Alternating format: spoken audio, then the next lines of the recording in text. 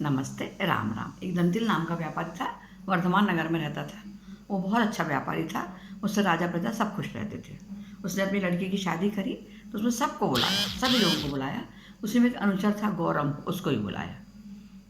गौरम राजमहल की साफ सफाई का काम करता था। गौरम आया और सबसे ऊंची गद्दी पर बैठ गया, तो दंतिल ने उसको वहाँ से उतार दिया। तो गौरम को बहुत गुस्सा आई कि इसने मेरा अपमान कर दिया। तो उसने मन में सोच लिया कि इसको मैं राजा की नज़रों से गिरा के रहूँगा। तो एक दिन राजमहल तक अपने महल में सो रहे थे और वहाँ पर गौरम आया और बड़बड़ाने लगा कि व्यापारी तो रानी से प्यार करता है, वो रानी के आसपास घूमता रहता है। राजा नींद में थे, अचानक उठे, बोले क्या बोल रहे हो तुम, क्या बोल रहे हो तुम गौरम? बोले कुछ नहीं महाराज, मैं तो बहुत नशे में था, रात भर जगह, इसलिए मेरे मुँह से क्या निकल गया मुझे नहीं मालूम। पर राजा के मन में ये बात बैठ गई कि दंतिल हमारे यहाँ आता है और रानी के साथ गलत व्यवहार करता है। और उनकी नज़र से दंतिल गिर गया।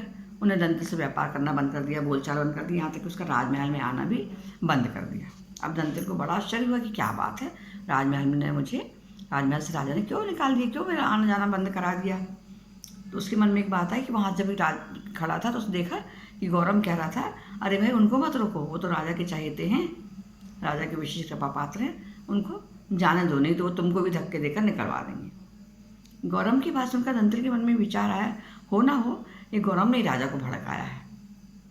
तो वो बड़े दिमाग सोचता रहा और गौरम के पास गया, बोला भाई मैंने तुमको उस दिन डांटा नहीं था, ना मैंने तुम्हारा अनादर किया था, मैं तो बस तुमसे ये कह रहा थी उस पद पर जहाँ पर तुम बैठ रहे थे गद्दी पर, वहाँ पर बड़े लोग बैठते हैं, इसलिए तुम वहाँ से उतर जाओ और इस बात के लिए मुझे तुम क्षमा कर दो।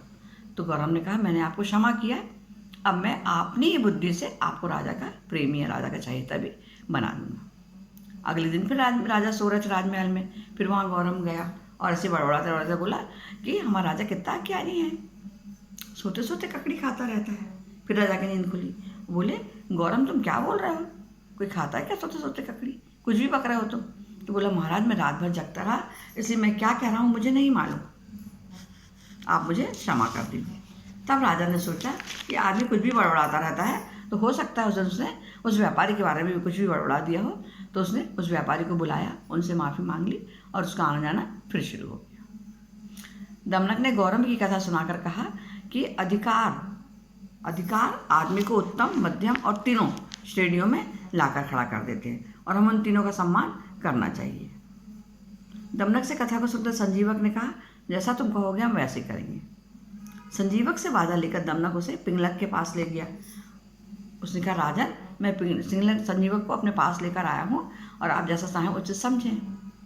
संजीवक भी पिंगलक का आदर किया, प्रणाम किया और अपने साथ लेकर चला गया। तो उसने कहा ये बताओ वन में कैसे आए?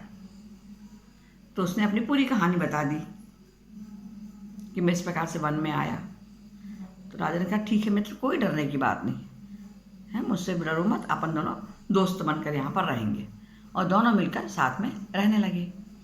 संजीवक ने कुछ दिन में पिंगलक को इतना बुद्धिमान बना दिया कि वो हर बात में उसकी सलाह लेने लगा और हिंसा को भूल गया।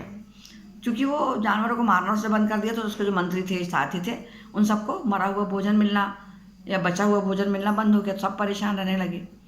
स्थिति यहाँ तक पहुँच गई कि लोग भूखे रहने लगे। तब दमनक ने कहा भाई करकट, नजरों उस राजा की नजरों से हमारा कोई महत्व ही नहीं रह गई, अब हमारा जीविका का प्रबंध भी नहीं हो रहा। ऐसा कुछ करो कि राजा मंत्री से पिंगलक से विमुख हो जाए, तब हम अपना काम आगे करेंगे। तो उसने कहा हाँ ये बात तो हमें करनी पड़ेगी। तो उसने कहा कि तुमने तो मरकट चल तुम्ही ने ये सब किया था, घास खाने वाले को राजा का मित्र बना दिया। तो उसने कहा दोष मेरा है पर स्वामी का नहीं, मैंने गलती करी है, इसलिए इस गलती को मैं ही सुधारूंगा। जैसे मेढ़ों की लड़ाई में गीदड़ की दूतिका जुलाहे की कृत्य से मारी गई और आषाढ़ बूटी की स्थिति खराब हो गई। तो उसने कहा कैसे करोगे ये काम तुम? तो बोले मैं बताता हूँ। तो अगली कहानी हमारी रहेगी धन का लोभ। नमस्ते राम राम, धन्यवाद।